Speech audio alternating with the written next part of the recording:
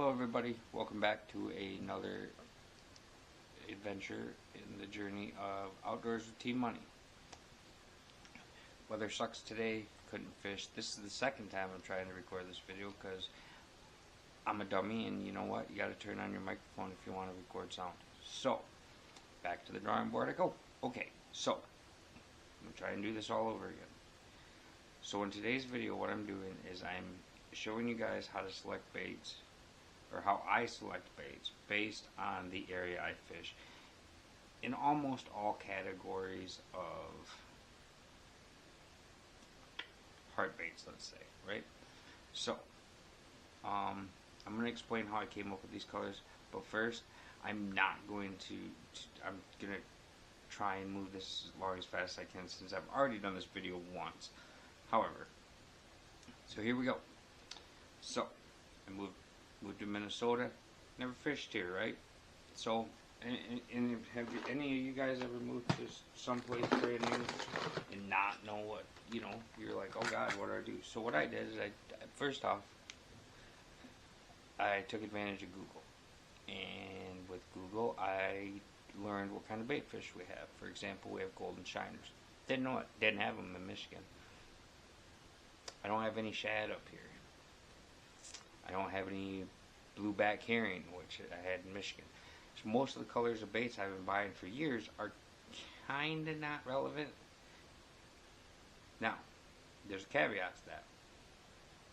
If fish haven't seen something, maybe, just maybe, you'll get a chance to bite them. I know that, you know, like Yak Pack's throwing some really wild stuff. Dangling with Dev did. No, fishing with Norm, Lojo, you know, all the big guys have all done challenges like that and gotten pretty good fish. So, just because you don't have bait fish in your area does not mean that you shouldn't throw that color, right? I'm just going to show you guys how I'm going to set up the box that's going to go in my backpack based on the lakes that I have scouted within 10 minutes of me, 15 minutes. You know, like a quick day trip. Now, when I do like an overnight camp, that'll be different. I'll probably take everything or nothing, because more choices equals more of a pain in the booty. So, I'll address that maybe in another video. But in today's video, let's talk about how we got baits.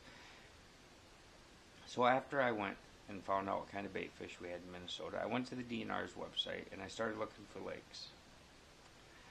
Cool lake fishing or lake finding app on the Minnesota DNR. You can click on the lake, it'll give you information, size of the lake. I believe it tells you the deepest point of the lake. If they've ever stocked fish, which is a good tool to learn, because even say they stocked brown trout, I want to know that because I want to know the colors and I want to know what kind of fish are swimming in, and it gives you kind of a breakdown of the fish. And like if it's got bass in it, which, you know, I'm predominantly looking for, it'll give me, when they surveyed the lake last year, it'll tell me the biggest fish they caught, the average size of the fish they caught, length and poundage. It kind of gives me an idea where I want to fish, right?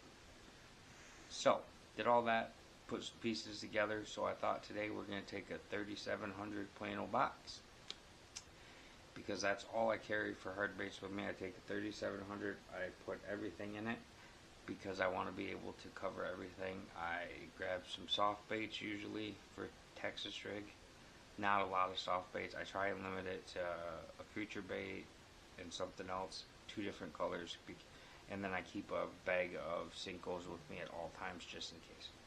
So let's get to it, shall we? So I'm gonna go in the order I went when I filmed it the first time and failed. So we're gonna start with lipless crankbaits, guys. And first choice for lipless, gold, for the golden shiners, right? Now I'm not gonna say a single brand name in this video because that's just silly to me. Crawfishy looking thing, and we have crawfish here, you know. Next on our list, we're going to top water. We're going to go to walking baits. I only grabbed one walking bait. It's white on the bottom. It looks cool on top. Fish ain't gonna see what the top looks like. That caught me, not the fish. Next, we're gonna go to like a whopper plopper style bait. And I know that as soon as you guys see how this works, you're gonna know what brand it is. But I'm trying not to tell you. Goldish color. A little gold on the bottom too, so that, you know, cool. Now for jigs. Alright, so I went with like a blue gilly type of color and a football head. I went with a black and blue swim jig and just a little like pitching, flipping, just really little black and blue jig. Alright. And then the final category I went to before I realized that I'm an idiot and I didn't turn on my microphone because I'm an idiot, was jerk baits. Gold. Again, golden shiners. That's, and then I'm going with a like a perch colors because we have a lot of perch. So as you guys can see, I'm kind of sticking with basic colors for my area. You know, bluegill colors, gold for the shiners, perch. You know, black and blue. You know, nothing fancy. Next up, we have topwater poppers. We're not going to take any poppers. Following topwater poppers, we have chatterbaits. We are going to grab a couple chatterbaits. Now I'm covering the head because I don't want you guys to see the brand, because, you know. So, we got another bluegill looking color. That'll go in the box. And obviously I'll have appropriate trailers to go with this, right? We're going to do a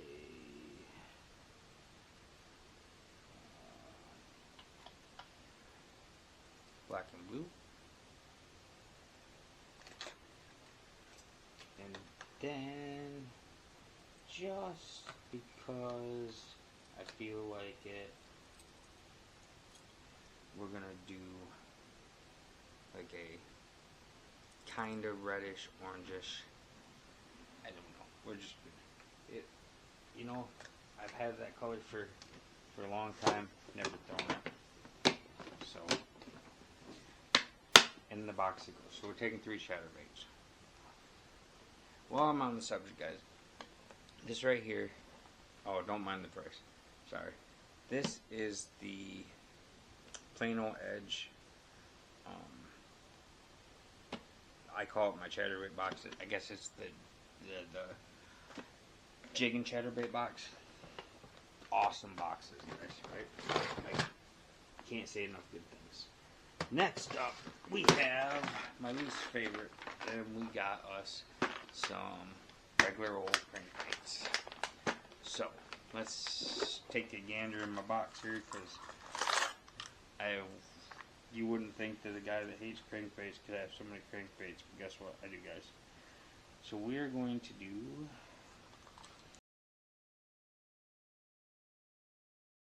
this feller right here.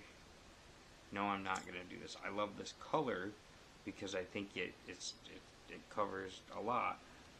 Unfortunately, that's a DT Kevin Van Dam deep diving crankbait, so we're not going to do that one. However, I do have it in this, if I can get it out.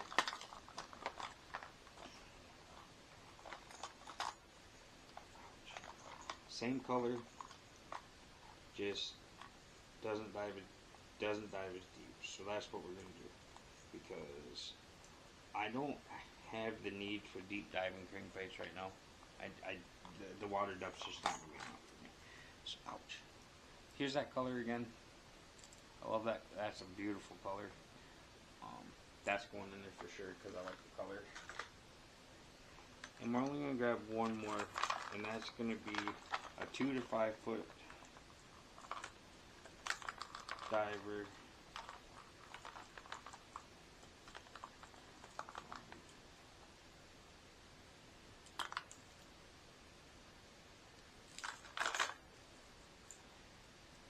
Kind of a darker, perchy type of color. That's what we're doing for that.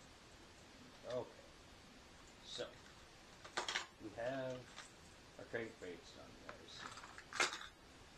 Get crankbaits out of the way.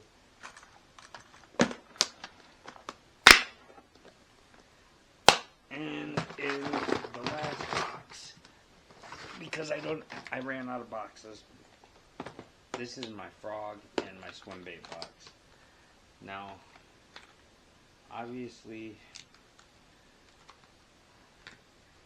you already seen I have 2 top waters. I left poppers off because that's kind of situational based.